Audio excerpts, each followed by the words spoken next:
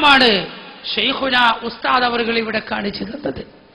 പക്ഷെ അങ്ങനൊക്കെ ഉസ്താദ് ഭൗതികമായി എന്തിന് നേതൃത്വം നൽകി പ്രവർത്തിച്ചാലും എന്തൊക്കെ ചെയ്താലും ഒന്നുകിൽ ഉസ്താദ് കിടക്കുന്നത് മദീനയിൽ ഹബീബായ റസൂലുള്ളാഹി സല്ലല്ലാഹു അലൈഹി വസല്ലമ തങ്ങളുടെ ഓരത്താകും കിടക്കുന്നത് ഒരു പക്ഷേ കുണ്ടൂരിൽ ബദരിയ പള്ളി ഉണ്ടാക്കുന്ന ആ റോഡിന്റെയോ ആ മരത്തിന്റെയോ ചോട്ടിലായി അല്ലെങ്കിൽ മണൽപ്പരപ്പിലാകും, അല്ലെങ്കിൽ ആ കല്ലിന്റെ അരികിലാകും ഉസ്താദ് മിണ്ടു വിരിച്ചു കിടക്കുന്നത്.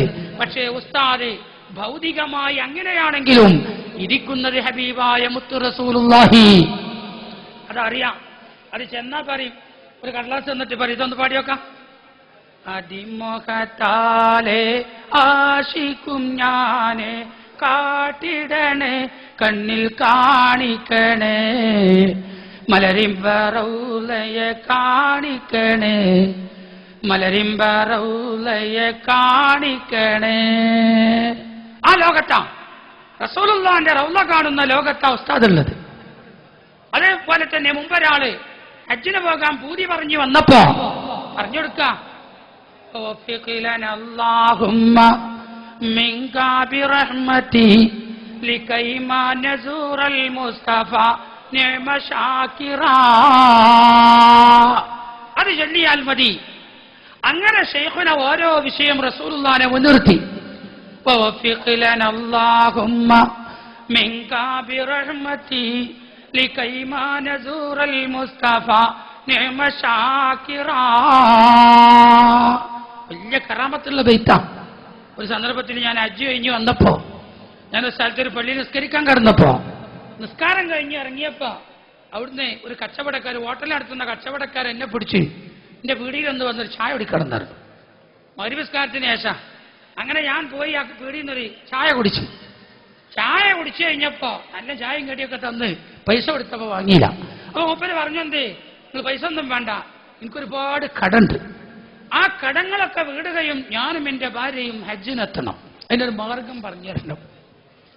നമ്മളെന്ത് മാർഗം പറഞ്ഞു കൊടുക്കുക?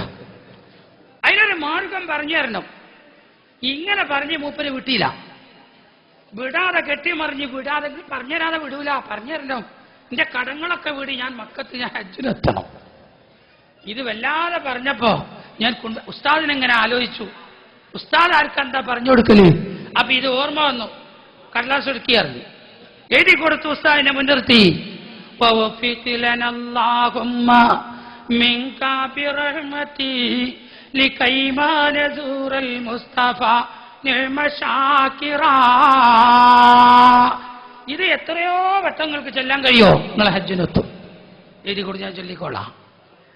അങ്ങനെ പിറ്റത്തെ കൊല്ലം മൂപ്പര് ഹജ്ജിന് പൈസ അടിച്ച് ഹജ്ജിന് കുണ്ടൂരിൽ ഇവിടെ കൊടുത്ത് പൈസ കൊടുത്ത് ഞാനിതൊക്കെ മറന്നു വയ്ക്കണ് ഈ വിഷയമൊക്കെ.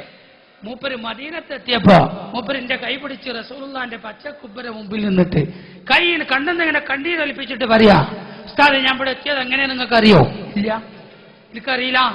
നിങ്ങൾക്ക് ഓർമ്മ ഉണ്ടോ? നിങ്ങളൊരു ദിവസം മരിവസ്കരിച്ച് എന്റെ പീടിയിൽ വന്നപ്പോ ഞങ്ങളെ ചായ കുടിപ്പിച്ച് നിങ്ങളെ വിടാതെ കൈ പിടിച്ചത് ഓർമ്മ ഉണ്ടോ? എനിക്ക് ഓർമ്മയില്ല. നിങ്ങളെ കൈ പിടിച്ച് എനിക്കും എന്റെ ഭാര്യക്കും എന്റെ കടങ്ങൾ വീട് ഹജ്ജിനെത്തണമെന്ന് പറഞ്ഞ് കെട്ടിമറിഞ്ഞ് പറഞ്ഞപ്പോ നിങ്ങൾ പറഞ്ഞു തന്ന ഈ ബൈത്ത് ഞാനും എന്റെ ഭാര്യയും ലക്ഷക്കണക്കിൽ ഞങ്ങൾ ചൊല്ലിയിട്ടുണ്ട് എന്നാ പറഞ്ഞത്. ആഗ്രഹത്തിന്റെ അങ്ങേയറ്റത്ത് ആഗ്രഹം വെച്ച് ഇതങ്ങോട്ട് ചൊല്ലിയപ്പോ ഞങ്ങളെ കടങ്ങൾ വീടി വേജാറുകൾ തീർന്നു. ഞാനും എന്റെ ഭാര്യയും കുണ്ടൂർ യാസീൻ ഹജ്ജ് ഗ്രൂപ്പിൽ ഹജ്ജിന് കാശടച്ചിന്ന് വന്നിരിക്കുന്നു. ബൈത്ത് പഠിച്ചോ? അല്ലാഹുമ്മ മിൻക ബിറഹ്മതി ലികൈമാ നസൂറൽ മുസ്തഫ നിഅമ ഷാകിറാ